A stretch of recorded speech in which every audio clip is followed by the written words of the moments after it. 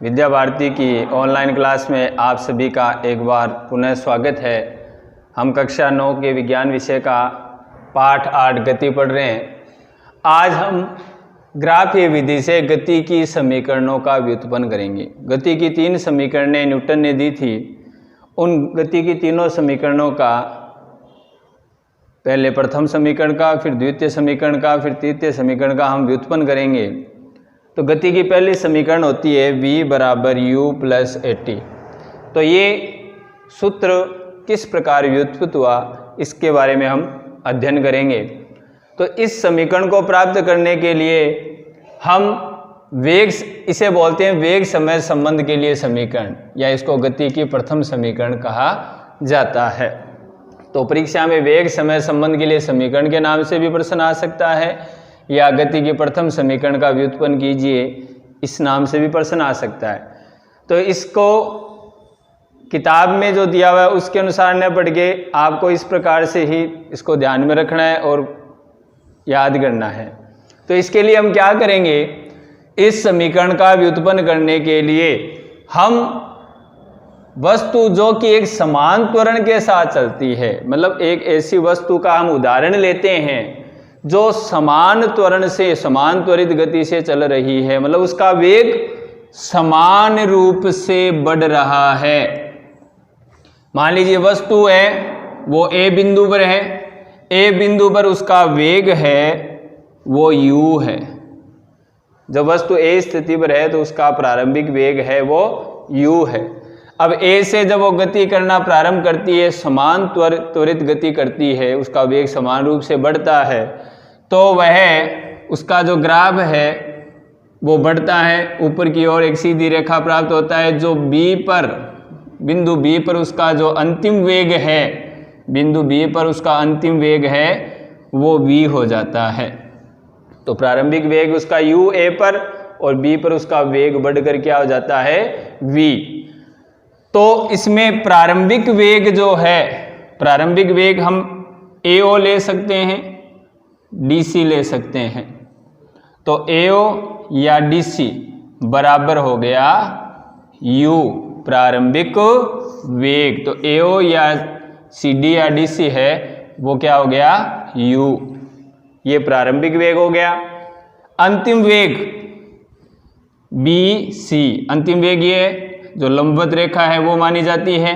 हमेशा ग्राफ में जो लंबवत रेखा है उसको ही वेग से प्रदर्शित करते हैं या उसका मान लिया जाता है।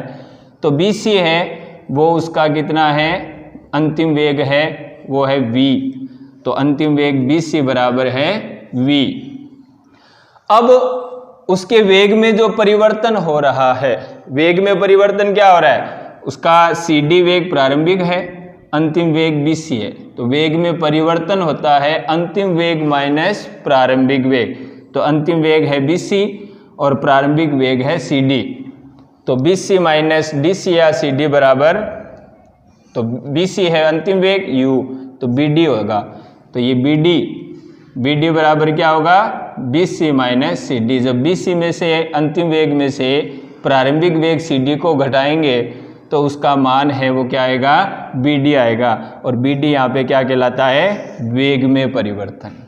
BD क्या कहलाएगा, वेग में परिवर्तन कहलाता है। समय है OC, या इसको हम AD भी ले सकते हैं। तो ये है समय अंतराल, तो इसको हमने व्यक्त किया T से। तो ये OC बराबर AD बराबर हमने लिया T। ये जो हमने इतनी प्रक्रिया जो की है वो हमें गति की तीनों समीकरणों के लिए करनी है। याद रखना, ये इतना भाग हमसे यहाँ से लेके यहाँ तक, ये गति की जब तीनों समीकरणें हम पढ़ेंगे, तीनों में ये समान रूप से यही ग्राफ लेना है और यही प्रक्रिया लेनी है। अब हम केवल गति की प्रथम समीकरण पढ़ रहे हैं, तो प्रथम समीकरण में आपको ये लिखने के पश्चात यहाँ से शुरू करना है। तो गति के प्रथम समीकरण का जो व्युत्पन्न है वो हम त्वरण की परिभाषा से व्युत्पन्न करते हैं। तो त्वरण किसे कहते हैं, वेग में परिवर्तन की दर को त्वरण कहते हैं। तो वेग में त्वरण बराबर हो गया वेग में परिवर्तन बटा समय। अभी हमने पढ़ा वेग में परिवर्तन क्या होता है, BD। तो वेग में परिवर्तन हो गया BD, और समय है OC, समय हमने ले लिया OC, इसे AD भी ले सकते हैं, तो BD बटा OC, और त्वरण को हम व्यक्त करते हैं A से, तो A बराबर हो गया BD बटा OC। अब OC का मान, OC को हम व्यक्त करते हैं T, समय है, तो इसलिए OC की जगह हमने यहाँ पे T उपयोग में लेंगे। तो T को जब इसका पक्षांतरण करेंगे इधर ये भाग में, दूसरी तरफ ले जाने पर ये गुणा में आ जाएगी, तो इसका मान ये हो जाएगा 80, A गुणा T, तो BD बराबर क्या आ गया 80। ये आपको ध्यान में रखना है, क्योंकि जब हम गति की दूसरी समीकरण पढ़ेंगे तो BD का मान याद रखना, BD बराबर वेग में जो परिवर्तन होता है वो होता है A गुणा T, जो हमें गति की द्वितीय समीकरण में इसका उपयोग में करना है। तो अब BD बराबर क्या होता है, BD वेग में परिवर्तन, अंतिम वेग माइनस प्रारंभिक वेग, तो अंतिम वेग होता है BC माइनस प्रारंभिक वेग DC, तो BC माइनस DC, BC बराबर V, अंतिम वेग V, और DC बराबर U, इसको CD की जगह आप DC लिख सकते हैं या CD लिख सकते हैं, तो DC बराबर क्या है U, और BC बराबर V बराबर A गुणा T। U का मान माइनस में, दूसरी तरफ पक्षांतरण करेंगे तो V बराबर आ जाएगा U प्लस 80। तो ये आ गया गति का प्रथम समीकरण। अब हम गति के द्वितीय समीकरण का व्युत्पन्न करेंगे। तो गति की दूसरी समीकरण के लिए समय स्थिति संबंध के लिए समीकरण, परीक्षा में इस प्रश्न को ऐसे पूछा जाता है कि वस्तु की समय स्थिति संबंध के लिए समीकरण का व्युत्पन्न कीजिए या गति की द्वितीय समीकरण के लिए सूत्र का व्युत्पन्न कीजिए। तो इसके लिए मैंने आपको पहली समीकरण में बताया कि ये जो प्रक्रिया है यहाँ तक, वो आपको हूबहू जो पहली समीकरण में लिखते हैं वो सब में, चाहे पहली समीकरण हो, दूसरी हो, तीसरी हो, सब में समान रूप से ये ग्राफ बनाना है और यहाँ तक सेम लिखना है। अब हम गति की जब दूसरी समीकरण का व्युत्पन्न करते हैं, तो गति की द्वितीय समीकरण का व्युत्पन्न करने से पहले जब हमने ये पढ़ा था, दूरी समय ग्राफ के बारे में पढ़े थे, तो हमने एक चीज़ पढ़ी थी कि वेग समय ग्राफ में, कि वेग समय ग्राफ के मध्य का जो क्षेत्र होता है, यानी ये जो क्षेत्र है जो इस ग्राफ ने घेरा है, ये क्षेत्र क्या प्रदर्शित करता है, तय की गई दूरी को प्रदर्शित करता है। किसको प्रदर्शित करता है, ये प्रश्न भी पूछा जाता है कि वेग समय ग्राफ के अंतर्गत जो घेरा गया जो क्षेत्रफल है वो किसको व्यक्त करता है, तो उत्तर क्या होगा, वह वस्तु द्वारा तय की गई दूरी या विस्थापन को व्यक्त करता है। तो हमें इस समीकरण के लिए हमें तय की गई दूरी ज्ञात करनी है। तो जब वस्तु एक समान त्वरण से गतिशील वस्तु है, t समय में s दूरी तय करती है, तो तय की गई दूरी है वो जो त्वरण है AB, इसके नीचे का जो क्षेत्र है, इस क्षेत्र के क्षेत्रफल OABC, ये जो पूरा क्षेत्र है जो हमने छायांकित किया है OABC, इसका क्षेत्रफल के बराबर होगा। तो इसके क्षेत्रफल के बराबर होगा। तो वस्तु द्वारा तय की गई दूरी को या विस्थापन को हम S से व्यक्त करते हैं, तो दूरी किसके बराबर होगी, क्षेत्र OABC के क्षेत्रफल के बराबर होगी।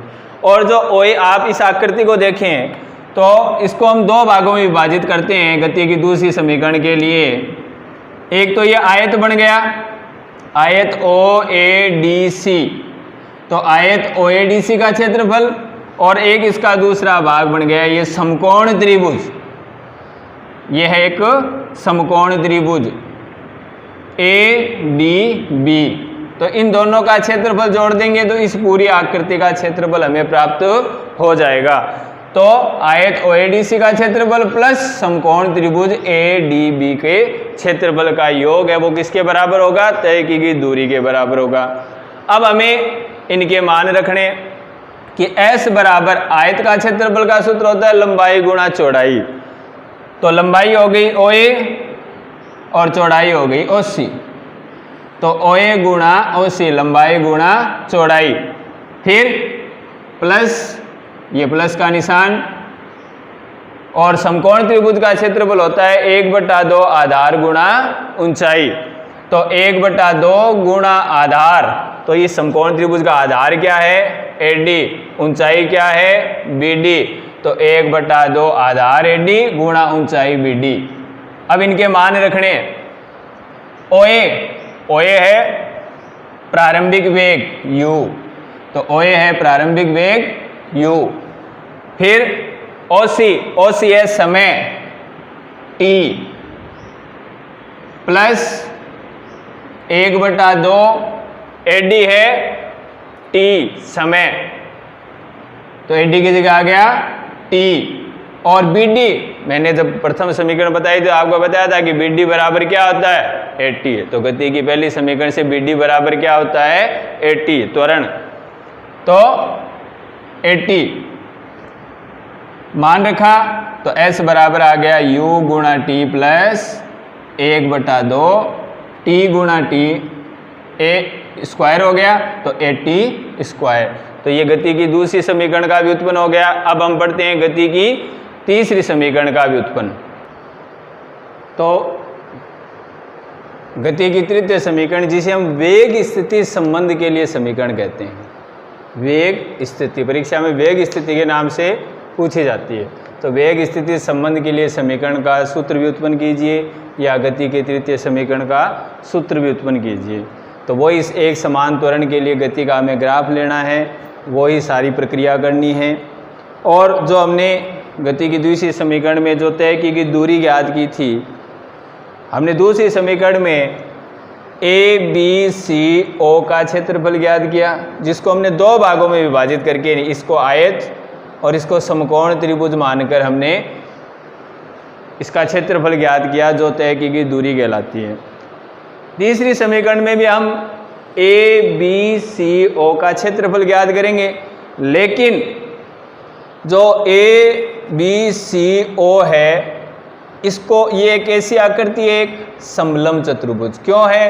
क्योंकि जो भुजा AO है वो भुजा BC के समांतर है। क्यों? क्योंकि OC और AD जो इसकी बीच की दूरी है वो समान है।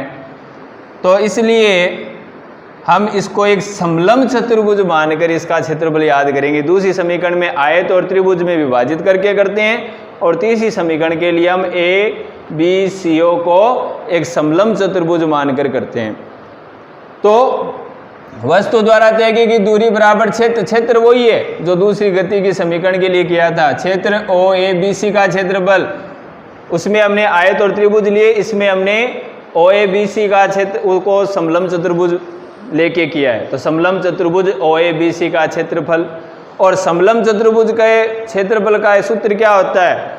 S बराबर 1/2 समांतर भुजाओं का योग गुणा समांतर भुजाओं के बीच की लंबवत या सीधी दूरी, ये सूत्र होता है। तो समांतर भुजा 1/2 समांतर भुजाओं का योग, समांतर भुजाएं कौन सी होगी? एक तो BC होगी, किसके समांतर है? AO के। तो BC प्लस AO समांतर भुजाओं का योग गुणा समांतर भुजाओं के बीच की लंबवत दूरी। तो लंबवत दूरी आप OC भी ले सकते हो, AD भी ले सकते हो। तो हमने यहाँ पे लिया है OC। तो S बराबर 1/2 गुणा BC का मान क्या होता है? BC बराबर अंतिम वेग V, AO बराबर प्रारंभिक वेग U गुणा OC समय T। अब हमने गति की जो प्रथम समीकरण पढ़ी थी, तो प्रथम समीकरण से T का मान निकाल लेते हैं। गति की प्रथम समीकरण क्या कहती है? AT बराबर V माइनस U। तो हम A को दूसरी तरफ पक्षांतरण करेंगे तो भाग में चला जाएगा, तो T बराबर क्या आ गया? V माइनस U बटा A। और ये मान हमने T की जगह समीकरण में प्रतिस्थापित कर दिया। तो T की जगह हमने यहाँ पे क्या रख दिया? V माइनस U बटा A। ये कहाँ से रखा? गति की प्रथम समीकरण से।